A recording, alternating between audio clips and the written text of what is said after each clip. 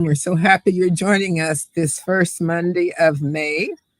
I hope that wherever you are, you're seeing the sunshine. If it's not shining in the sky, it's shining in your heart. I'm Linda James Myers. I'm a past president of the Association of Black Psychologists, as well as Elder of Elders Emerita. I'm also an emerita professor at The Ohio State University in Africana Studies and um, medicine. And also, we are so excited to be here to talk about how to create Zola on Mondays. We need more Zola. Our topic for today is going to be around moral order and spiritual warfare. But before we jump into that, I'm going to have my two beautiful, brilliant co-panelists introduce themselves. Okay, I am Dr. Jonisha Hickson. I'm currently Public Relations for the National Association of Black Psychologists, the incoming chair of the DC ABPSI. So if you're in the DMV, join us. Holla at me, DM me. I'm also a full-time school psychologist, so I apologize in advance if any interruptions. But I'm excited to be here and really looking forward to our conversation. I'm William Parham. I am the crisis chair for Sawubona Healing Circles. And I also run camps in Eugene, Oregon for kids of color and also hold healing circles out here for kids. And I'm excited to be here as well. Excellent, excellent.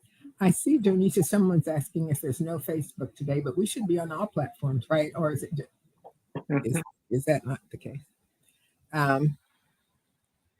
So we'll let Donisha figure that part out. But a lot going on in the world and a lot going on,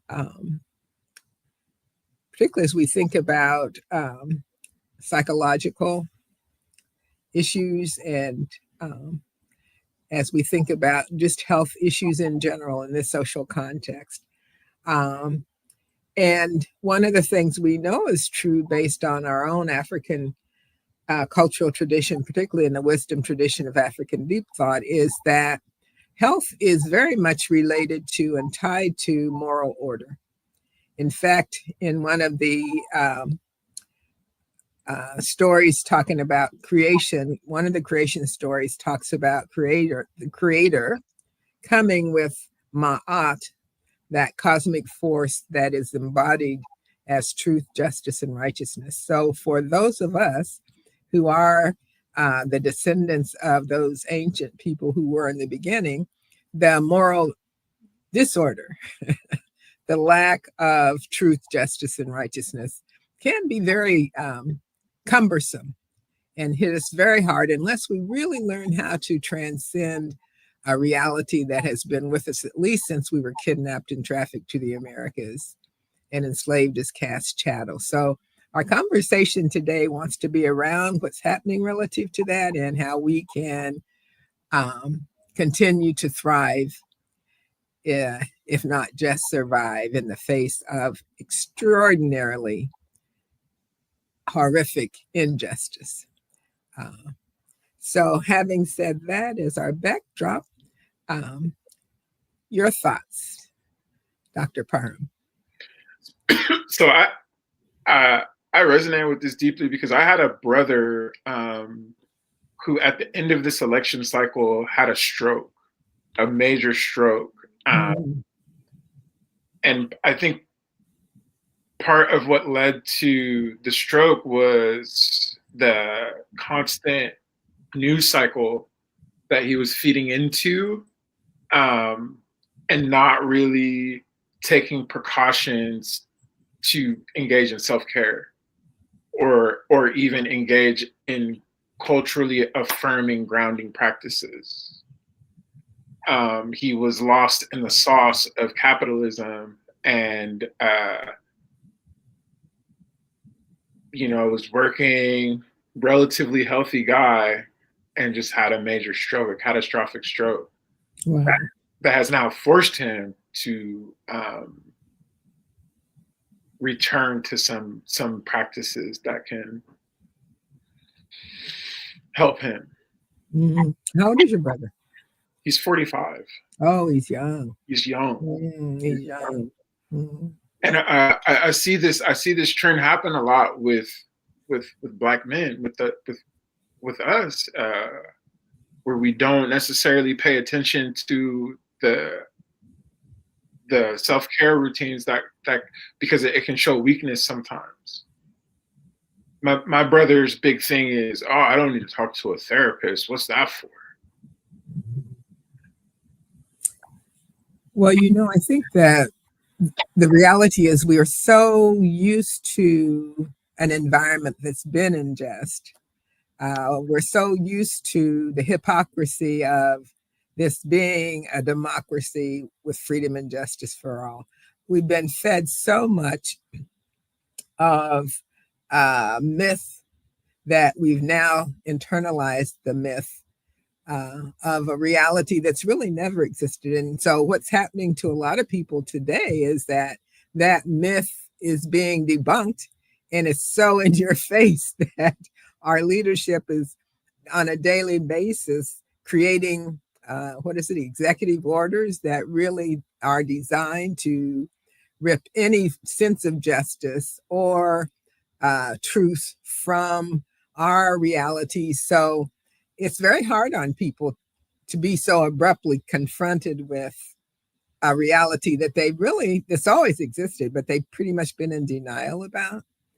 And it becomes very discomforting when that happens, because now you don't have the foundation that you need to build upon to thrive and survive that our ancestors had, because our ancestors had a cultural tradition that they were so grounded in. They were able to transcend the reality that was before them as their slave captors so brutally treated them, mistreated them, dehumanized them, and sought to do so. So over time, as we've become increasingly assimilated into the dominant cultural story, we have, many of us, lost capacity or been denied the truth that would enable our capacity to really survive effectively, triumphantly, transcendently in this social context. So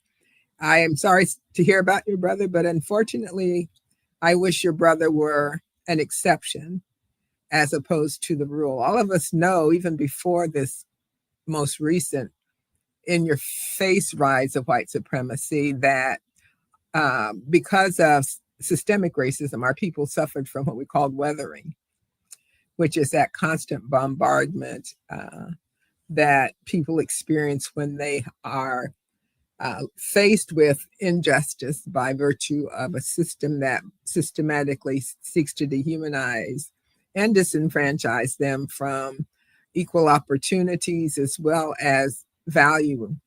And so, as we in creating Zola Mondays always try to do, we try to help equip people with what they need to go forward in truth and triumph, and help them ground themselves in a spiritual base that allows them to continue in the face of what appears to be overwhelming injustice, knowing that while people may be just, while people may be unjust and societies may be unjust, the universe is just. So that being said, Dr. Jonisha, your thoughts? Yeah, I think we were having this conversation before, William, because William and I have been putting in work to get these weekly Sound Morning Healing Circles up and running per week. And oftentimes it's just us and one other facilitator who shows up consistently. And obviously, like, the Sound Morning Healing Circles can be mutually beneficial to facilitators and attendees, but it's a lot of work. It's a heavy lift right after we're doing all this other stuff. When we were talking about this need to rest and to find a model that is sustainable, because we know that stress kills, and we know that, right, we hold that in our bodies. So I'm really also sorry to hear about your brother. I know it's been something that's been weighing on your heart and spirit heavily, but hopefully, I think it's an African proverb, right, that says, if you don't make time to rest, your body will stop you and do it like itself. So hopefully your brother will take that, as a warning, and take better care of himself with regards to that self-care. Something that I've been noticing over the past few weeks for me is that having my aunt as like a moral compass has been really helpful when I am feeling stressed or angry or anxious. I'm like, I try to sit with it and reflect, like, what did I do to make myself feel stressed, if that makes sense. And a lot of the times it's because I'm not acting according to my yacht, which is being, which is having integrity or being honest with the way that I feel about a situation. So much so that it starts to eat me up spiritually. So even in my work, sometimes I'm pressured to maybe give a kid an IEP that doesn't need one for whatever reason. And sometimes if I go along with that and I know in my heart of hearts that that's not what is right professionally or whatever, in my professional opinion, then I start to feel like that cognitive dissonance and I start to get stressed because I know I didn't do the right thing, which was to speak up for what I know to be true, which is that maybe a kid doesn't deserve an IP, but I digress. So for me, I think that my goal has been to sit with the spiritual battles that I've been having and really to call myself to task about how I'm not acting in accordance to my yacht, even in the face of opposition from people that are maybe on my same team. I know that if I do act in accordance to my yacht, then I might see less stress physically, spiritually, emotionally. So I've been trying to really do the spiritual work and challenge myself to, engage with that spiritual system and that moral system, so that I can feel less stress because I know I'm being truthful to myself. So yeah, I guess I still have a ways to go, but I'm really trying my best. It's a developmental process, is it not? And we're in a social context where we're constantly having to combat what would bring us stress. And what we haven't really necessarily done is gone deep enough into the basis of the issue so that we can de-stress. Because the reality is most of what stresses us is in just social context, where we're not assigned the value or allocated the opportunities that we deserve. And when that happens, it's so easy to be stressed. But what I advocate for is people coming to realize that the social context we're in has historically en masse never, ever assigned the value and allocated the opportunity we deserve as Black people. So part of de-stressing would be stop expecting someone or some system to be something it's never been because it's stressing you out and you're taking it personally. Stop. No. Acknowledge who you are, where you are, how you got here, and then give up that belief system, that entanglement that by design is set up so you begin to base your worth, your value on external criteria that someone else controls and systemically has set it up so that you cannot get your just due. And I noticed late, at least prior to January of this year, we heard a lot about Black excellence. And Black excellence for most people meant somehow I personally have exceeded expectation in terms of my value and my opportunity. And while that has some value, I suppose, I think it can also be a setup, a setup for a setback. That brings me to a point that I want to ask, because yesterday I was getting into an argument with someone over a Black Lives Matter sign. And they were saying, they brought up, what about Barack Obama? And that reminds me of that Black excellence like thinking. And so I'm curious if that symbol of Black excellence can also be used at times by our oppressors to be that token of, look, well, you got one here that's been successful, so you can't say that your lives don't matter.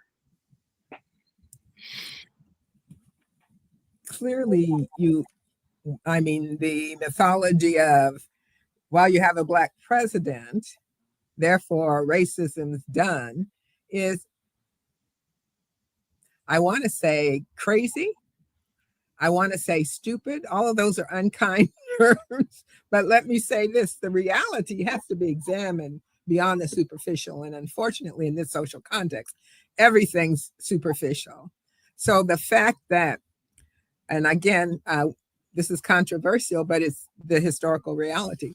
The fact that a Black man, a biracial Black man, whose mother was white and whose father was an immigrant African, was allowed to become president. And I say allowed because many of us see and have seen that whole process and being assigned that title doesn't necessarily give you a lot of power. Because I don't think, if indeed Barack Obama had not a white mother or had a non-immigrant enslaved African father, he would have become president. But he became president, and I'm not sure that he really acted in the best interest of Black people when he was president. Probably, I'm going to give him the benefit of the doubt to say maybe he did the best he could do. If he wanted a second term, I don't know. But after he got the second term, I'm not sure what the rationale might have been. Personally, Barack Obama is a very charismatic, good man. I'm sure of that, because that's certainly the image and energy he projects. But at this juncture, we don't have time to look superficially at what's gone on. Now, we this is the time of revolution, of transcendence, of the crossroads. And so people have to decide, being at the crossroads, are we going to be on the side of truth, justice, and righteousness, which requires honesty and a deep analysis? Or are we going to be the side of illusion, deception, manipulation, and go down with those who are of that ilk? So it's quite a challenge, but I think the analysis we need at this time in order to go forward as a collective is an analysis that allows us to speak truth to power. And to honor, there was a comment that came in the chat earlier that was asking about the massacres that were going on in Sudan, Congo. And it was, what in religion, when you bring up Congo, Sudan, other massacres of our African peoples, first thing they say is, leave it to Jesus. I'm having a hard time understanding the lack of sympathy. Mm-hmm. Well, I think anybody whose response to that would be to leave it to Jesus may not quite understand the teachings of Jesus the Christ. We know the historical foundations of Christianity are African. Yes. So as the teachings of Jesus the Christ have evolved over time and then taken on a Euro-Western cultural frame, Jesus then becomes some person who was crucified, and now is in the sky somewhere. And when we die, we may go there. We call it heaven. When indeed the teachings of Jesus the Christ is that the kingdom of heaven, where God is at hand, which means it's right here, right now. So when people are saying, leave it to Jesus, guess what? Jesus is saying the kingdom of heaven is right here, right now. What you going to do now, here and now? Not to say there aren't spiritual forces out there working on our behalf, giving honor to the ancestors, all those loved ones, saints and sages and adepts who are with us at this moment, but is to say the lack of knowledge, wisdom, and understanding that pervades today around Christianity, about spiritual development, about the teachings of Jesus the Christ. Clearly, we can see that many of the people in this social context who hide behind the notion of Christian values or being Christian may be whatever that is to them, but if Christian means I'm following the teachings of Jesus the Christ, then I don't think so. So Truth, justice, and righteousness are the calling cards of today. It's the time of the embodiment of truth, justice, and righteousness, which we have known or come to know as Ma'at. So I really appreciate the comment from our person in the audience, because what you're pointing out is absolutely true.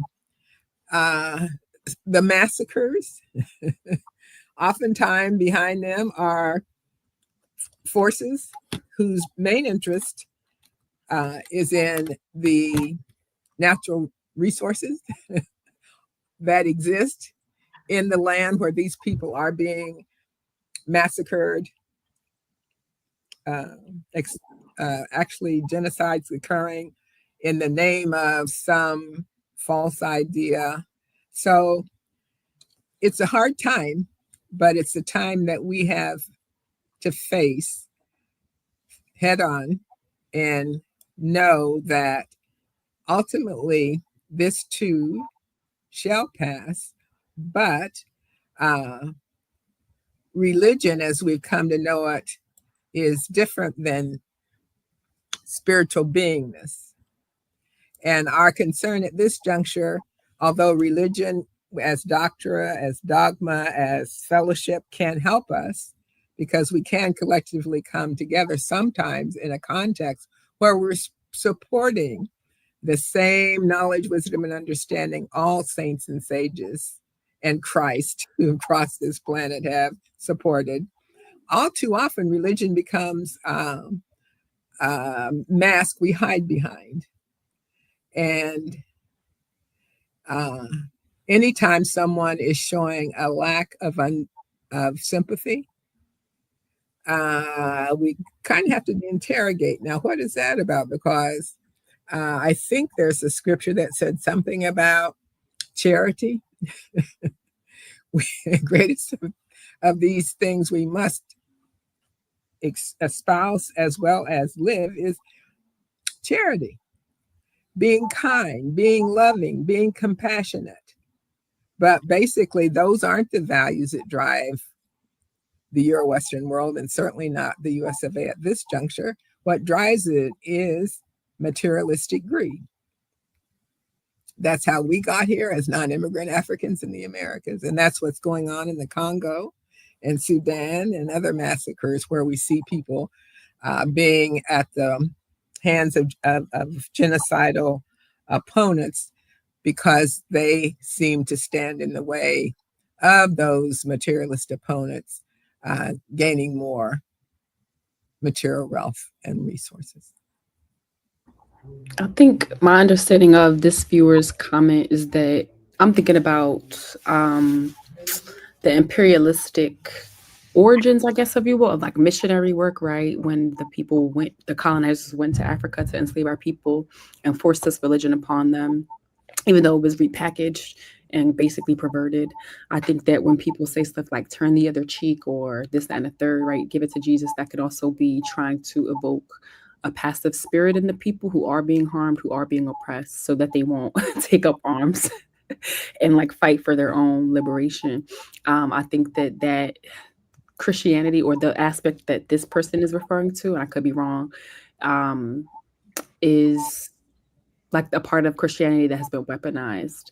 Because I'm also thinking of this, I don't know if it would be called a scripture or proverb or whatever, right? This thing that faith without good works is dead. So yes, we can give it to Jesus, but also what are we doing in the flesh, in the body, in our own spirit to evoke change, right? So are we leaving it to Jesus and also doing things to raise our own consciousness, to be self-determining, to have sovereignty or independence? And so I think that was just a tool that was weaponized by the oppressors to make people not question their own conditions. And then also I grapple with the fact that that could also be pointing to this sense of radical positivity. So like you said, Nana Linda, right? There's already things that are set in place that we know will happen or might have to happen to bring out certain things, lessons, feelings, whatever. And I felt that sense of, like, if you will, give it to Jesus, because I think I shared this with you all before we started. In my hometown, Jersey City, There was a man, Andrew Washington, who was murdered by the JCPD, the Jersey City Police Department, and it just came out that the officers responsible for his death will not be charged, or no charges will be brought against them. So we see another instance of police murdering Black people, African descendant people with impunity. And so, right, I had to like sit and grapple with what that might mean for the people in Jersey City, that the police can get away with killing them, with no consequences, what that might mean for my family, because it's literally so close to home. Like, what am I going to do if something happens to my family? And this is the result of it happening to somebody else's family. And so I'm always thinking about that diagonal logic, right? Both and. Yes, give it to Jesus, but also what else? Like, what else can we do to shift the pendulum towards that justice, towards that mayat, towards that integrity? So yes, definitely we're grappling with a lot. These are hard times. And I think part of the leave it to Jesus, it kind of goes away from communal responsibility. If we're leaving it to Jesus to fix this, we don't have the responsibility to have compassion or empathy for our fellow Africans who are going through massacres. It kind of reminds me of the saying that politicians say after massive gun violence happens, when they say thoughts and prayers. That kind of resonates with me there. And to speak to what Dr. Jojo was saying about the murder that happened in Jersey City by the police, this administration has just made an executive order to make those type of killings more acceptable. So they become legalized. Yes. And the ability to challenge those police officers or critique or criticize those police officers, where you can be found for to go after civil damages. It's so interesting because what you were saying, or what you're both saying, and I'm particularly thinking about this notion of diunital logic. So on the one hand, we can say, leave it to Jesus becomes a problematic position. But on the other hand, we can say, leave it to Jesus if we understand Jesus as Jesus really is exactly what we need to do. And I think we need to get beyond a double consciousness where we're going back and forth and not really clear about cultivating the ability to distinguish between the real and the unreal, or right and wrong, and position ourselves so we can see, if you interpret biblical scripture from the worldview of people who wrote it, not the people who took it and translated it over the centuries, but from the people who wrote it, when, for example, it said, leave it to Jesus, from the Euro-Western idea, that means leave it to historical personality. From the view of the people who might have put forward that idea of leaving it to Jesus, Jesus was the Christ. A Christ is someone who has achieved conscious union with God. So leave it to Jesus isn't to leave it to the historical personality, which absolves us of all responsibility, but leave it to developing that consciousness, which is allowing us to see we're one with the divine, and that life they thought they took, oh my goodness, ain't going to do you no good, okay? That spirit, because think about it, for 400 years at least, everything has been done to dehumanize non-immigrant Africans who were kidnapped and enslaved, and yet we're still here. We're still here speaking truth. And we will be here long after those who have tried to commit genocide against us, to unsuccessfully dehumanize us. We're still here being the moral and spiritual leaders of humanity. So leave it to Jesus. Leave it to that consciousness, which is the Christ that has survived us for 400 years of systematic dehumanization. And for some of our folks at home, what are ways that we can tap into that Christ consciousness?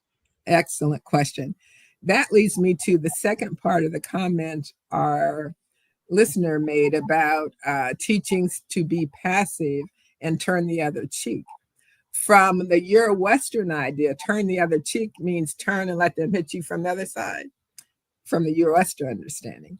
From the African wisdom tradition, turn the other cheek means turn your consciousness away from that foolishness, which is on its way out anyway, and align yourself with a mindset that allows you to know this war's really been won. It's a spiritual war. And we've won. Now, how it's going to play out, we don't know the details of, but this we do know. When you have elevated your consciousness to be in union, in awareness of your divine beingness, a part of a consciousness that is all encompassing. In fact, we refer to it as the all, that energy as matter. Then this body, which is temporary housing anyway, is going to go. You're not going, because that consciousness was before your body was created and given birth to. Your consciousness will be after your body has lost breath, heartbeat, pulse, all of that. So we have to elevate our consciousness to be in touch with an awareness of the truth of reality. Cultivate the ability to distinguish between the real and the unreal. We've been told what is real is unreal and what is unreal is real. Now, the height of science, and by science, I'm simply referring to people whose job it has been for an extended period of time to study and reason and analyze. The date is in. All is energy. All is consciousness. When Jehudi said all is mental, all is mind, he was absolutely correct. So when you ask, what can people do? What people can do is develop knowledge, wisdom, and understanding. One of my favorite scriptures is Hosea 4:6. My people are destroyed for a lack of knowledge, not a lack of money, not a lack of health, not a lack of property or good investments, or building family wealth. No, it's a lack of knowledge. So I would say what people must do is what we're doing.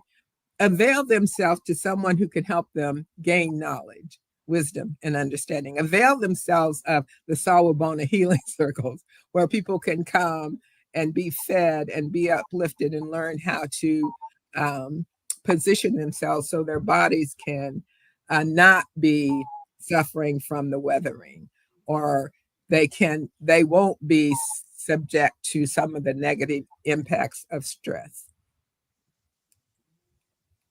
Yeah, there's also some conversation still in the comments around that whole concept of Black excellence. And I used to be a big proponent of Black excellence. I'm like, yeah, like we're the like, let me censor myself until actually, until I, sorry, the walls of my office are so thin and they're connected to the restroom. So the kids are acting crazy, but I digress. When I got deeper into my scholastic journey, I guess, if you will, I started to really dislike the term Black excellence, only because I noticed that it again was being weaponized against who people might call like regular, right, Black people who might not meet that threshold of excellence. And I found that term was more divisive than it was inspiring in certain circles. Right? Like, even if you think about doctorates, I think there's only 2% of us in the world, or in the US or something like that, 4% only Black psychologists. And we might be considered Black excellence, but what does that mean? Like, I don't know. It feels weird to me. But somebody said in the comments, and I'll post it here for all to see, correct me, please. When I hear people encouraging excellence, I think of Dr. John Henry Clark. He would say that we had to do as our ancestors and look to build for eternity. And I want to address that. Like, I'm not saying that, I don't know. I just feel like that.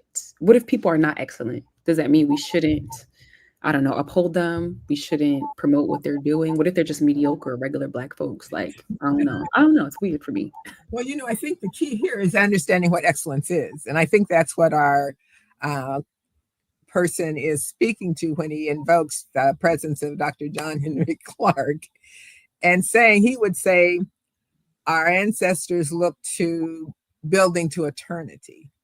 Again, it's a difference in worldview. If that's excellence to you is getting a position in a white supremacist, deceptive, unjust social environment and learning to get visibility and make more money, and if that's what you strive for, whatever the accolades or the elite notions of what's best in that social context is excellence, black or white, that's problematic, because that can't come except in a system that is so unjust, where people are so discriminated against. Because if we shift to the other worldview, where we understand, as Dr. Clarke has so brilliantly pointed out, our ancestors understood excellence is building to eternity. Now, if you're over there doing Black excellence and you're Western man, I doubt if you're building to eternity. Maybe you are, but I have to see that. I haven't seen that. And that's typically not what people are referring to. Black excellence from the wisdom tradition of African deep thought has to do with building to eternity. What are you building to eternity? You're building to an eternity that is able to function in truth, justice, righteousness, where we honor our relationship to the environment and nature, understanding we are a part of that. When we think about future generations and want to ensure all children have food, shelter, and clothing, the opportunity to realize their greatest and highest good, where we're not allowing people to feed people and produce toxic food that we know will kill them, where we're not allowing a so-called healthcare system, which is actually a disease care system, to charge people for medications they know don't cost 1/100th, maybe not even a 1,000th of what you're charging them. Building to eternity is building to the reality of who we are as divine spirit beings. And if you're moving in that direction, then I really laud you, because that's truly Black excellence. Ashe. And I think a lot of times in this society, especially in America, Black excellence is viewed through this lens of how well we were able to navigate in this white supremacist culture, how well we were able to succeed. And I think that's not necessarily the original intent of it, but that is how it has been weaponized in this culture, and it kind of distracts us from our actual mission, that the mission of building for eternity. Mm-hmm. Mm-hmm. And someone also spoke to the idea, Du Bois' idea of the talented 10th. That was me again on the okay. on my back in the comments. So part of, again, you can look at that idea in a couple of ways. If the talented 10th means those people who have been given some modicum of privilege and being allowed to pursue an education and have somehow overcome the devaluing the dominant culture would put on them because of whatever diversity marker they inhere that has been said to be inferior. If you've done that, I think you're probably part of the talented 10th. But being that, your responsibility is to do what? Uplift. What is it?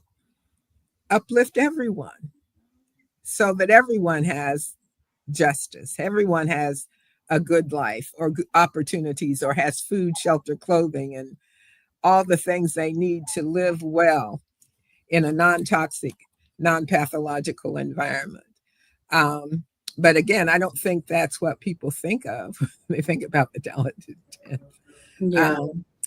And that worldview from which that emerged, because again, Du Bois was into double consciousness. At least he had the awareness that he was what, two warring minds in one body. I don't know. Sometimes he goes with one, and then sometimes he goes with, but He told us they're about warring at least. So there's awareness of there should be a war going on. But all people are talented. May not be the talent that gives you high visibility.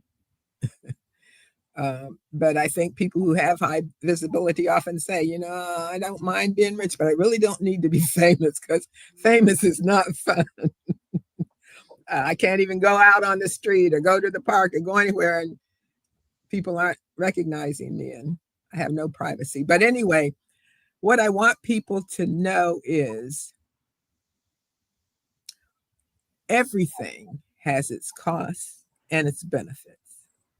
So whether you are exhibiting Black excellence or part of the talented 10th or seen as mediocre and the 90% that's not talented, every human being, as long as you're in a body, you will have costs and benefits for being who and what you are. Asha. So we can let go the people who think somehow now they've been given privilege because they're anointed with Black excellence from a Euro-Western idea or being the talented 10th. Let it go. We know you struggle just like everybody else struggles. It's just a different struggle. In a body, there will be something you will be dealing with that you prefer to not have to deal with. This we know, it's part of being human. But also a part of being human is that's allowed because it's coming as our opportunity for growth and development and elevation of our consciousness and transcendence of a pathological, unjust social context, so we can be one with that divine energy, of which we are a manifestation. That's right. I really wanted to briefly acknowledge this other comment we have. The Brown Barbie, love your name. She says, exactly, people forget the scripture is translated, as you said, Nana Linda, and sadly was used as justification for enslavement. When the scripture reads, we're made in his image and likeness, we are divine, period. Yes. Thank you, Barbie. Brown Barbie. The Brown Barbie. And then the Black Dr. Phil. Eyes, he or she, they, them. I'm not sure why they put eyes, but please feel free to elaborate. Oh, look right here. Ooh, when is the ABSI going to put research into practice? Few of us read your journals and we continue to employ traditional methods, i.e. operate in classical conditioning. Oh, buddy. Well, what's interesting is that at least for the last 50 years I know of, as a member of ABSI, we have been putting research into practice. And we have evolved to the place where our theory is our practice. We've moved beyond that bifurcated, well, here's the theory and here's the practice, to the place where, that doesn't work, because if mental health unified theory and practice, we would not be in the position as a nation that we are. So Euro-Western mainstream American psychology has missed the mark. But within the Association of Black Psychology, there are some, not everyone, because we're a group that's diverse, but there are some within our association who have clearly for the last 50 years put theory into practice. Now, the problem is this. Those of us who've done that, we have not been able to require what our knowledge, wisdom, and understanding is to become a part of accreditation of graduate programs in psychology. In fact, we were just moving there because, as you recall, a few years ago, the Association of American Psychological Association apologized for their participation in white supremacy. And then one of our members, Dr. Kevin Coakley, who's now at the University of Michigan, wrote a brilliant article in the American Psychologist talking about how African-centered psychology needs to be a part of accreditation of graduate programs. And then lo and behold, current administration kind of pushes up against the American Psychological Association, so they can back off of all the programs and the kinds of things they said they were going to put in place because they were sorry for supporting white supremacy.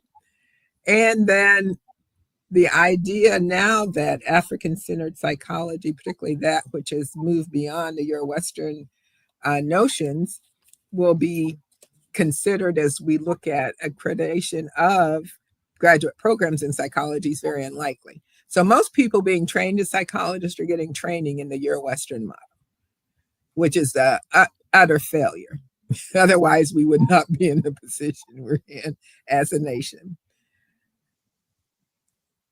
What we have to do then, in response to the question raised, is alert people who are interested in the work of people who have unified theory and practice to shift from pursuing the degree in the Euro-Western model of psychology in total to accessing those who have for the last 50 years been developing and unifying and researching and putting out there another model. Those people exist, I know, just in terms of my own work. There are people who've been using optimal psychology for a good 30, 35 years with tremendous success. So in mental health service delivery, they found that the idea that Black people don't want to be in therapy is absolutely false. They have a waiting list and always have had. That Black people come to therapy and leave earlier. No, there are people come to therapy and don't want to leave. And so unfortunately, you can't look to mainstream Euro-Western culture to give you access to an alternative way of being in the world and understanding the world. You really have to turn to those people who are committed to that, and they're not likely going to be at major universities or not major universities who are going to be teaching African-centered psychology that's grounded in the wisdom tradition of African deep thought. Ashay. I want to address a comment as public relations because I feel inclined.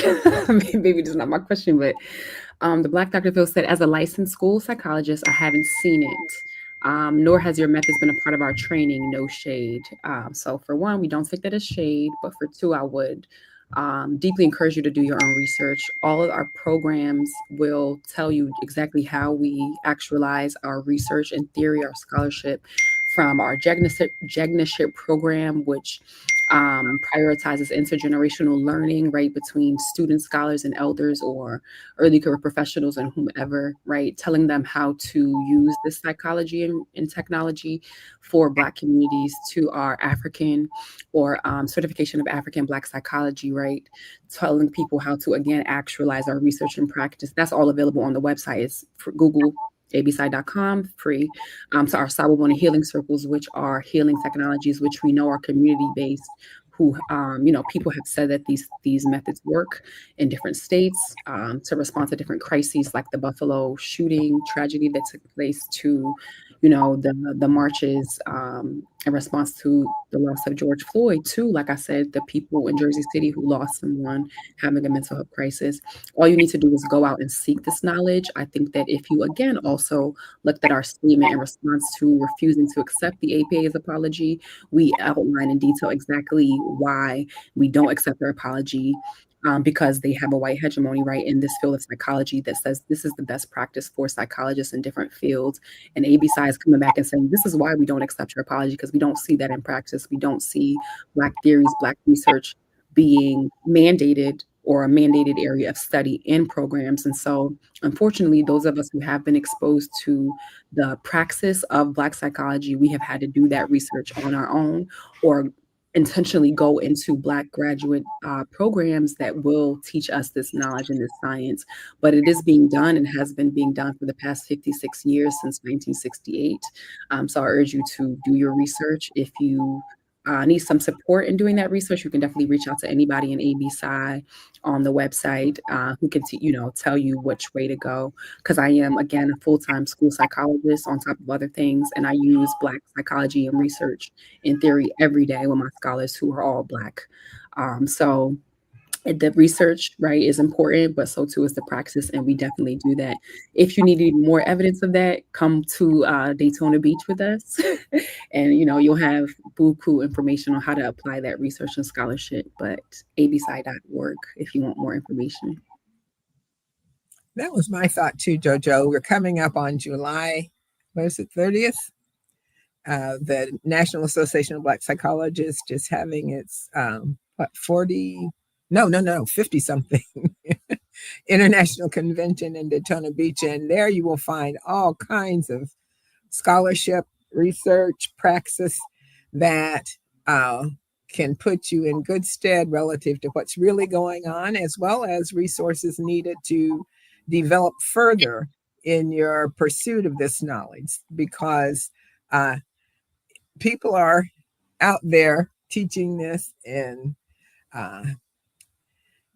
how can I say it? The train's moving. The train is moving, so you don't want to be left behind.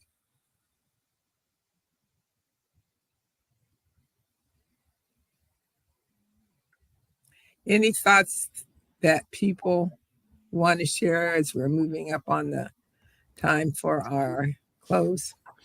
I see a couple comments in the chat, but I also wanted to say that, oh my gosh, I lost my train of thought now. Oh my God, I think it's the MO of racism that people are led to believe that we are not moving our theories and research to practice, right? That is the very motive of racism, to make it seem like nobody else is doing the work or putting in the legwork, and that we're just schoolyard activists. But no, we have been doing this for 56 years. It also leads me to a question of what lens are they viewing the work through? And are they viewing the lens through this white supremacist lens, or are they viewing this lens through a non-white supremacist lens? I think that's what I was going to say. So thank you for that, William. I think that people may be looking for white psychology tools, but with a Black face. So people might be looking for manualized treatment, and that just doesn't work. If you read Baba Noble's work, I think, oh my gosh, I have the bookmark here. I was in this book, y'all. He mentioned me. School from Black Psychology to the Science of Being, right? We know that from our beloved elders, Nana Lange Myers and the rest, that psychology from a Black perspective is a study of the spirit. And so we're not going to have a one-size-fits-all manualized treatment that can be applied to Black communities, because we know that we're not a monolith. And so, I'll stop. I'll Well, I love the viewer's inquiry, because it's a perfect example of what we're seeing today. And as we raise the question about when is this research and practice going to be available and when are we going to see it, remember, by design, a white supremacist system wants you to be denied access of the truth of what's going on. And we see that now. It's so blatant, so wonderful. They want to ban any Black books. They want to change history so the historical realities of its nation aren't going to be known. There won't be access to them. If people are openly and blatantly going to those extremes today and making that happen, you can understand, if that's happening on that level right here, right now, what's been happening from the beginning to date. Clearly, every attempt has been made to diminish Black scholarship, deny people access to Black scholarship, diminish the work of anybody who's attempting to bring any other cultural frame of reference to the subject matter than the dominant culture would prefer, because it might make them look less than effective or as ineffective as they have been. So we're engaged now in the extension of a long-term process of a people who do take the long view and do figure out how they can maintain power and control while putting forth the appearance of doing things that are in the best interest of diversity or inclusion or civil rights. All that's now been eroded.